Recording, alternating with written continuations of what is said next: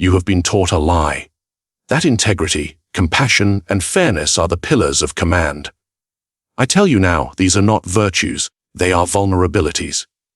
This discourse will reveal the true, unvarnished mechanics of power, and why the pleasing nature of the nice individual is a chain that binds them to mediocrity, ensuring they will never truly lead.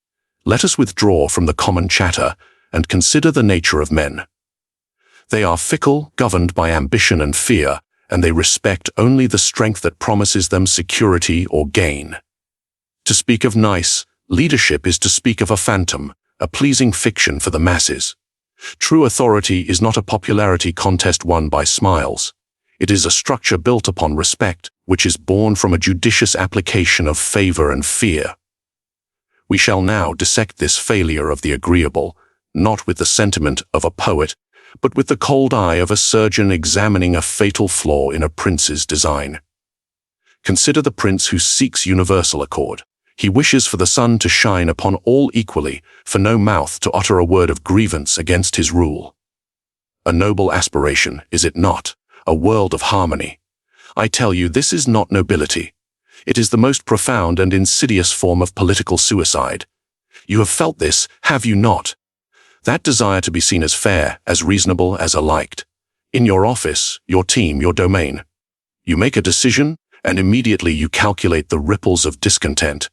You soften your edicts. You delay necessary punishments. You seek a consensus that evaporates like morning dew the moment a true challenge arises. This is the cage of the nice leader. You have confused the affection of the crowd for the foundation of power. They are not the same. Affection is fickle, a currency of the moment. Power is structural, built on the twin pillars of respect and consequence. Look to the annals of command. When Cesare Borgia subdued the rebellious province of Romagna, he did not send a diplomat with pleasantries and promises. He sent his enforcer, Ramiro di Orco, a man of singular and terrifying efficiency. Order was restored, but through methods that bred a deep and simmering hatred. And here is the lesson so many of you miss. What did Borgia do next? He did not apologize. He did not seek to win back the love of the people he had just terrified. He had Ramiro di Orco executed, and his body displayed in the public square. The cruelty of the minister was blamed, the justice of the prince was celebrated. One decisive, brutal act served two masters. It pacified a region through fear, and then it cleansed the prince of that same fear, transferring the blame to a subordinate. He understood that to be feared is to be secure, but to be hated is to be vulnerable. He could not be loved by all in Romagna, so he engineered a scenario where he was respected by all. He traded the impossible dream of universal accord for the tangible reality of stable rule. This is the calculus you refuse to make. You believe that by making no one your enemy, you make everyone your friend. This is a child's fantasy. In truth, by making no one your enemy, you make everyone your potential usurper. They see no cost in challenging you. They perceive no line they cannot cross. Your constant accommodation signals not strength, but a vacuum of authority. Your need for approval is a leash, and every person you lead holds the end of it. Ask yourself this when you must choose between a decision that is correct for your state, your company, your vision, and a decision that will please the greatest number of people. Which do you choose? The nice leader hesitates. He forms a committee. He waters down the edict until it is palatable and therefore utterly ineffective. The true leader acts. He knows that the correct decision will, by its very nature, create losers. It will create a faction that is discontent, and this is not a failure of leadership, it is the very proof of it. You must become a student of human ambition. Men are driven by self-interest. To believe otherwise is to be blind. Your kindness is often interpreted not as virtue, but as a lack of resolve. Your fairness is seen not as justice, but as an opportunity to be exploited. The moment you prioritize being liked over being respected, you invite the wolves to test the fences. They do not test the lion in his prime. They test the gentle stag separated from the herd. Your desire for universal approval is not strength. It is a deep-seated insecurity. You fear the silent judgment of others because you have not yet fortified your own internal conviction. You seek external validation to quiet the internal doubt. But I tell you, a throne built on the sand of popular opinion will be washed away with the first storm. You must build your foundation on the stone of your own will, and let respect be the mortar. So, I put this question to your soul. Are you prepared to bear the weight of another's discontent? Are you ready to make a necessary enemy? For if you are not, you are merely a custodian of a status quo, a placeholder awaiting the arrival of someone with the courage to be disliked. This is the first and most terrible price of power, but it is only the beginning. For once you accept that you cannot be loved by all, you will soon discover that the very concept of mercy is often just a softer, more deceptive form of the same weakness, and that is a far more dangerous trap. You have just accepted that to lead is to make enemies. But now, a more seductive danger presents itself, the trap of mercy. You believe that to pardon, to overlook, to give a second chance, is a sign of your magnanimity, a proof of your superior character. I tell you, in the realm of command, misplaced mercy is not virtue. It is a slow, acting poison in the veins of your authority. Consider the nature of disorder. It does not arrive as a cataclysm. It begins as a single, unpunished transgression. A subordinate who delivers a project late and faces no consequence. A team member who speaks with disrespect in a meeting and receives only a gentle, private admonishment.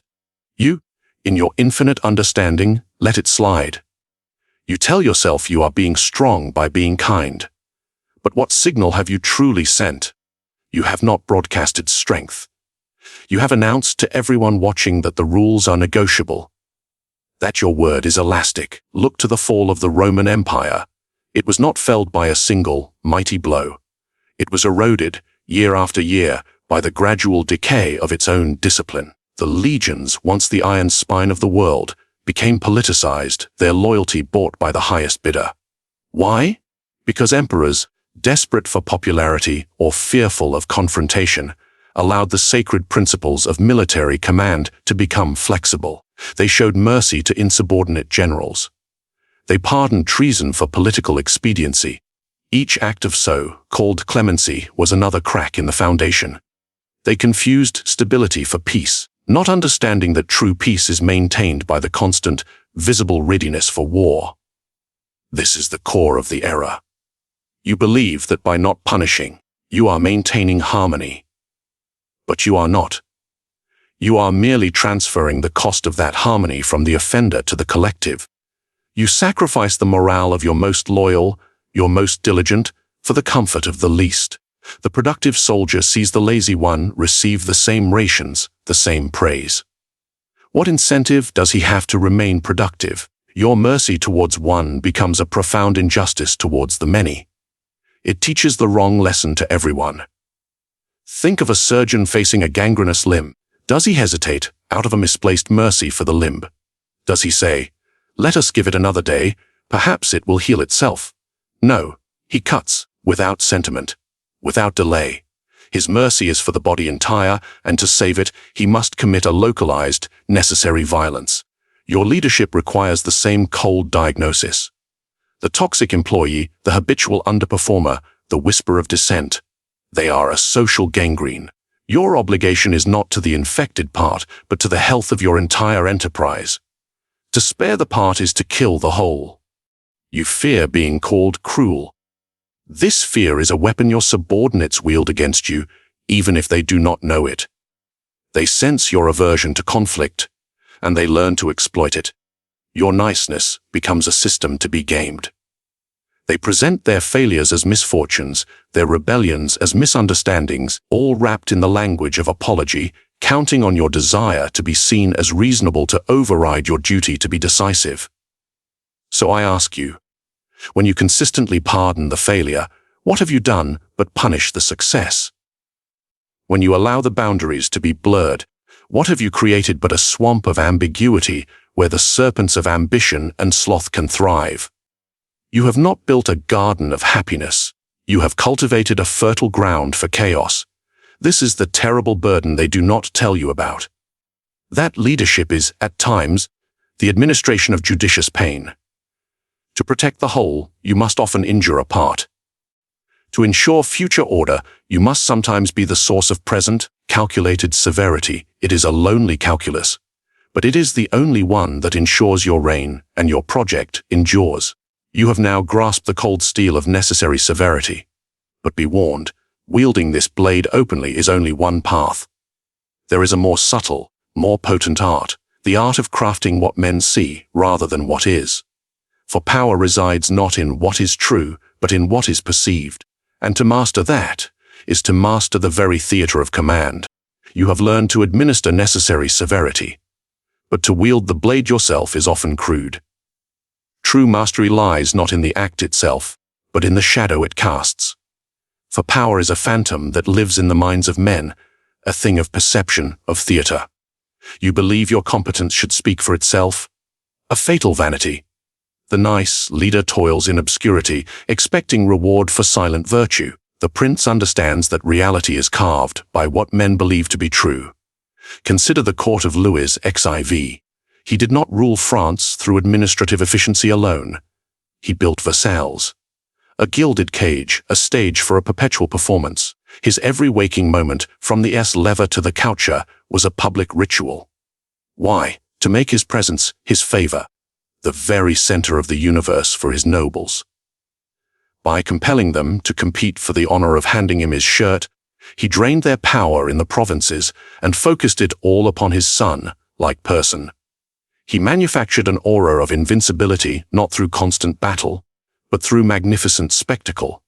He understood that perceived power is power consolidated. You, in your modern office, believe your spreadsheet, your quarterly report, your diligent work is your legacy. These are the tools of a clerk. The architect of power concerns himself with the stage. What is your Versailles? Is your authority a dry list of accomplishments, or is it an experience?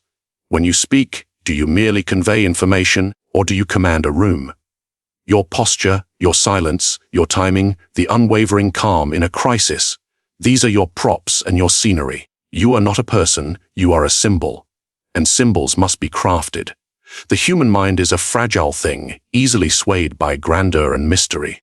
We are drawn to the opaque, the formidable. We dismiss what is readily available and familiar. Your transparent niceness makes you common, accessible, predictable. And what is predictable is controllable, and what is controllable is never feared.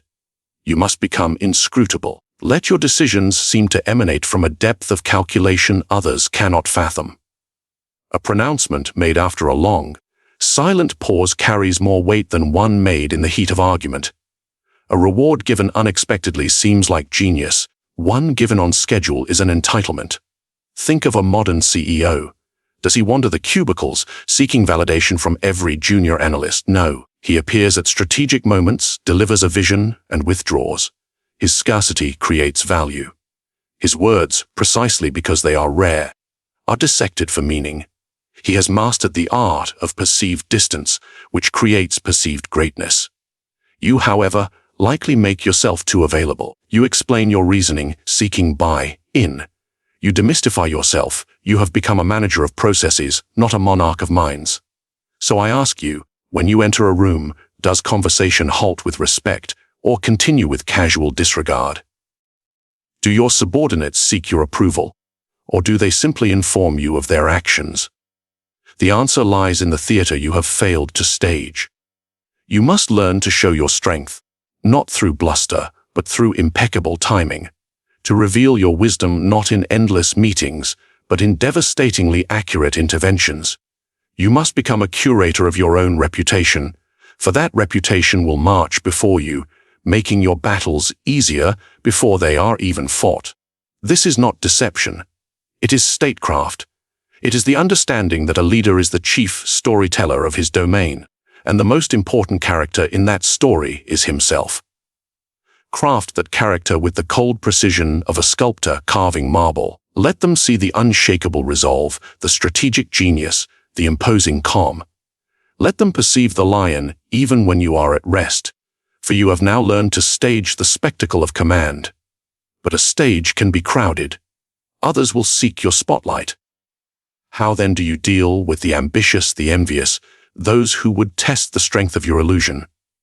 You must understand the final, most dangerous instrument in the prince's arsenal, the one that separates the beloved figurehead from the obeyed sovereign.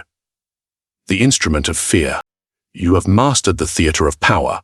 You have built a stage and placed upon it an image of unshakable resolve. But now, the ultimate test arrives. A challenger emerges. Ambition stirs in the shadows. How do you respond? With reasoned debate? With a plea for harmony? Such tools are for the powerless. It is here we must discuss the most misunderstood, yet most essential, instrument of command: fear. Not the base, chaotic terror of a tyrant, but the cold, calculated, and surgical application of dread. Let us be clear. The desire to be loved is a deep-seated instinct. But it is the instinct of the follower, not the ruler. Ask yourself this when a subordinate considers betraying your confidence or undermining your authority. What stays their hand? Is it affection?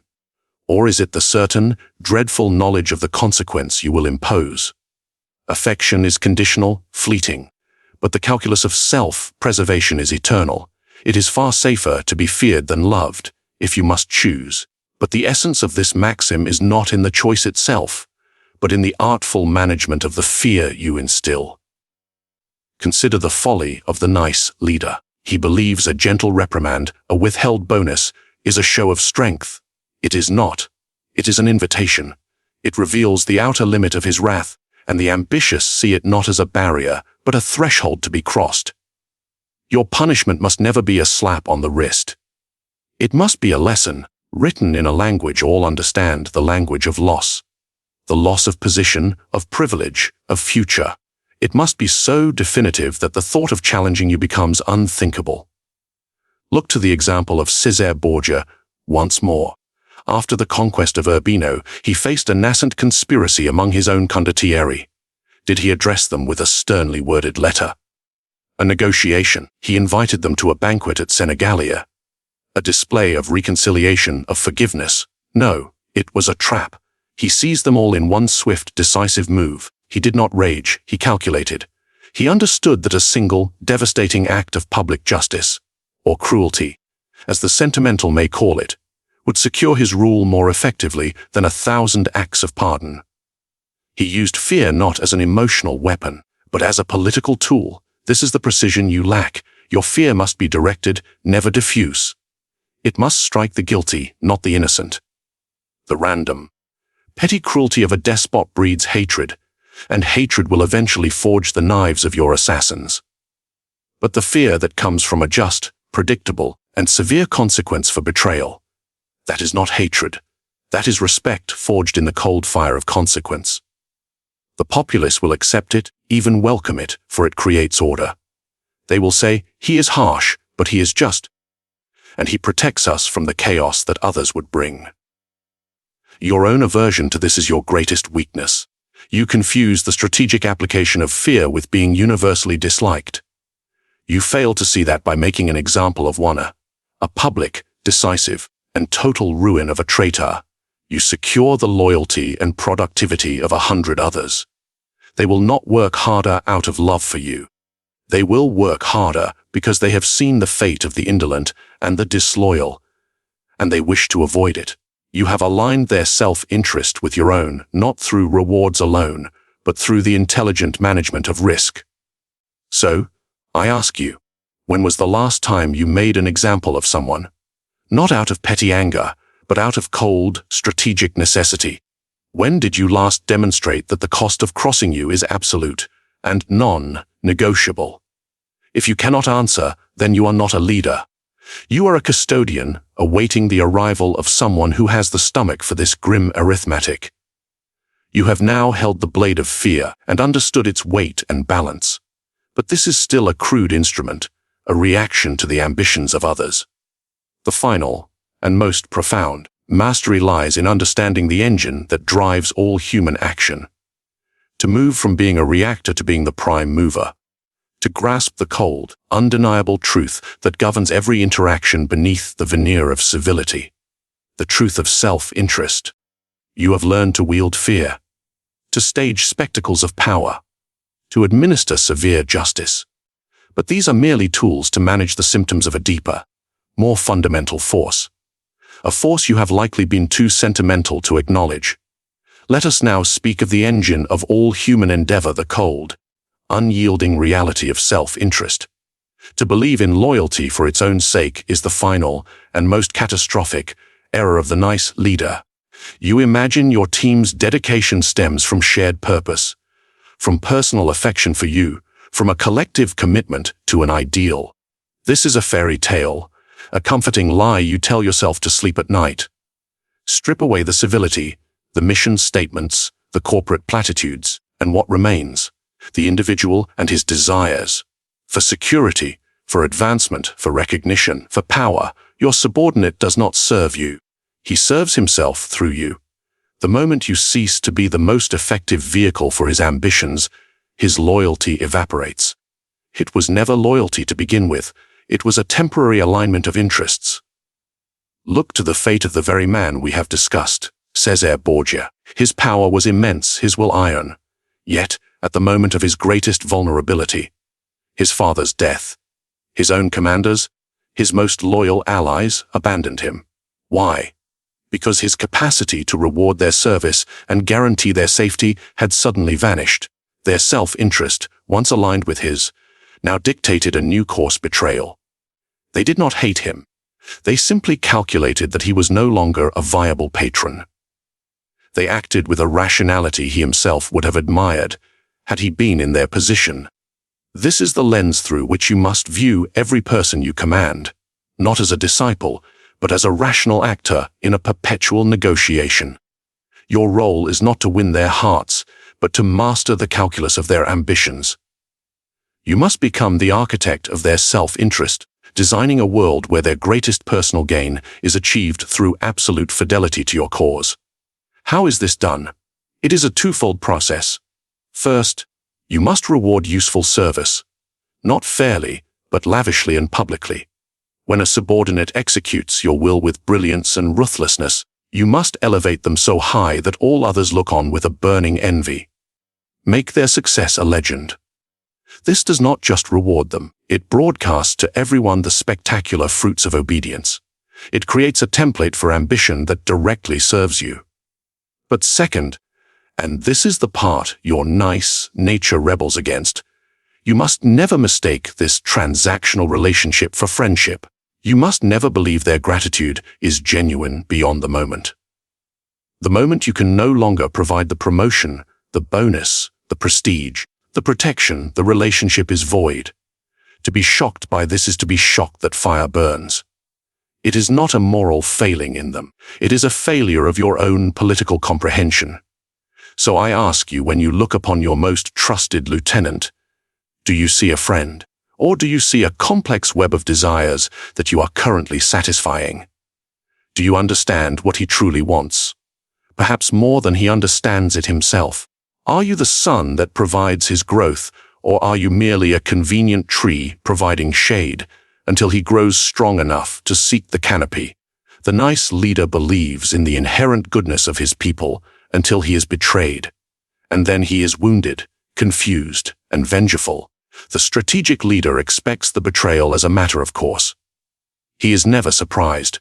He has already calculated its probability, identified its potential sources, and has either preemptively secured the individual's interest or stands ready to annihilate them the moment their calculus shifts against him. Your governance must be a system of irresistible incentives and unforgettable consequences, all built upon the unshakable foundation of human nature. You now see the world as it is, not as you wish it to be. You have the tools, the acceptance of discontent, the sword of severity, the theater of perception, the discipline of fear, and the calculus of self-interest. This is the end of our discourse on the failure of the nice. But know this: understanding these principles is merely to have assembled the weapon. To wield it, that is the true test of your nature, and that is a war you will fight not for a title, but for your soul. Choose your next move with care. So ends our dissection. You now see the architecture of power laid bare. The nice person fails not because they are good, but because they are blind. They believe the world operates on the currency of kindness, when in truth it trades in leverage, perception, and calculated force. You have learned to rule not through loud commands, but through quiet manipulations. To control the game by setting the board yourself. To make others follow your will, believing it was always their own. This is the supreme skill of the prince, to be the puppeteer, not the puppet, and for the strings to be invisible. The question now is not whether you understand, but what you will become. Will you return to the comfortable lies of the crowd, or will you act? If these truths have found purchase in your mind, declare your alignment. Comment below with the principle that most chilled you. Subscribe to this channel, for more strategies await those with the stomach for them, and share this discourse, but only with those you judge capable of wielding its lessons without weakness. Go now. Your dominion awaits.